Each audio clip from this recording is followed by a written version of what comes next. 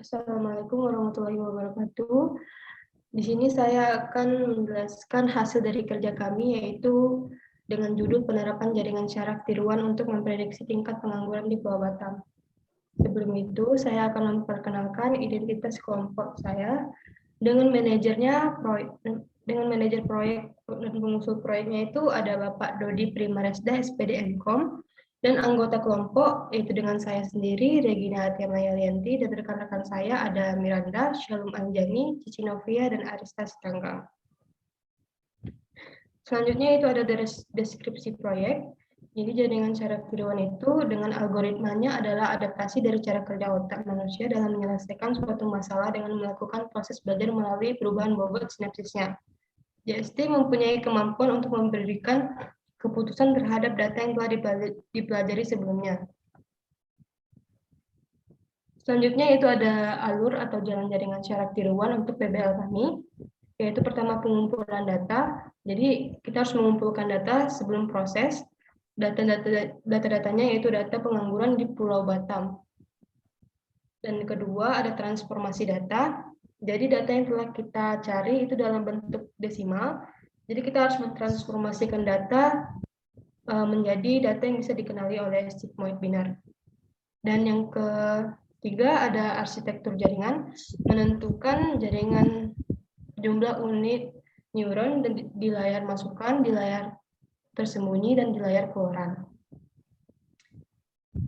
Terus selanjutnya ada fungsi aktivasi. Kita juga harus menentukan fungsi aktivasi sigmoid binar dan fungsi aktivasi identitas. Selanjutnya parameter jaringan. Setelah menentukan fungsi aktivasi, kita juga harus menentukan parameter jaringan seperti bobot, learning rate, MSP, dan epoch. Selanjutnya itu ada pembelajaran. Jadi setelah semuanya itu dilakukan, pembelajaran bisa dilakukan. Sebelum itu ada metode lainnya, yaitu neuron without, digunakan untuk mengoptimasi bobot sebelum sesuatu pembelajaran itu dilakukan. Selanjutnya akan dijelaskan oleh Shalom Anjani.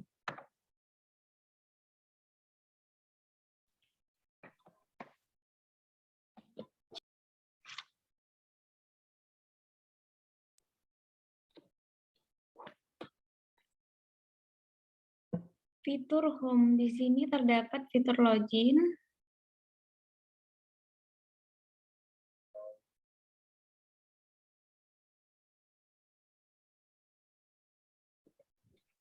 Next.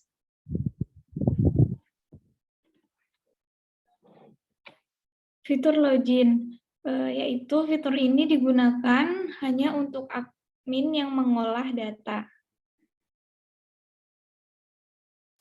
Fitur dashboard ini terdapat lagi fitur-fitur yaitu fitur data, fitur training, fitur simulasi, fitur prediksi, dan fitur riset.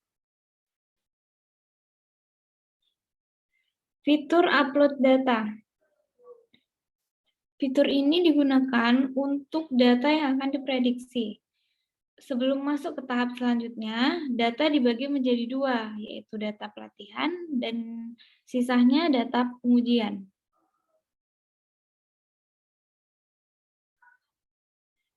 Fitur data list, yaitu data yang kita upload sebelumnya, yang masih berbentuk bilangan desimal, ditransformasikan menjadi data yang bisa dikenali oleh aktivitas yang dikenali oleh sigmoid binar. Fitur training parameter. Fitur ini yaitu jadi sebelum data dilatih, sistem pelatihan harus memiliki parameter. Dan jadi kita harus menginput parameter terlebih dahulu. Selanjutnya akan dijelaskan oleh teman saya, Miranda. Selanjutnya pada fitur training itu ada pelatihan data. Pelatihan data ini data yang sudah ada parameternya bisa dimulai untuk melakukan training. Selanjutnya ada daftar data pelatihan, di mana daftar-daftar data yang sudah kita lakukan pelatihan bisa dilihat pada daftar ini. Selanjutnya ada fitur simulasi.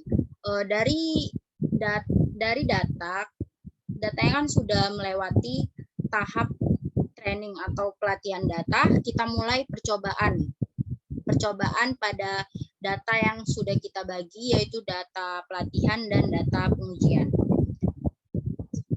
Lalu selanjutnya ada fitur simulasi data pengujian, sama seperti data pelatihan dan pengujian, di mana prediksinya akan menentukan target yang sesuai pada data.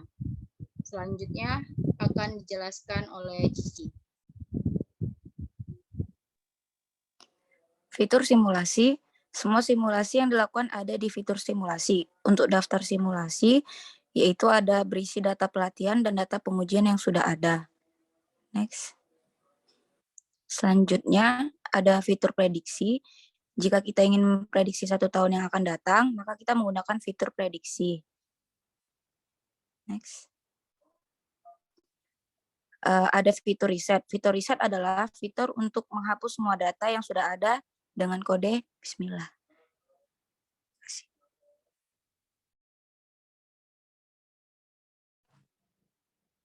Selanjutnya, untuk histori pelaksanaan proyek, pada minggu ke-8 dan minggu ke-9 membuat fitur lanjutan simulasi data dan simulasi data pengujian.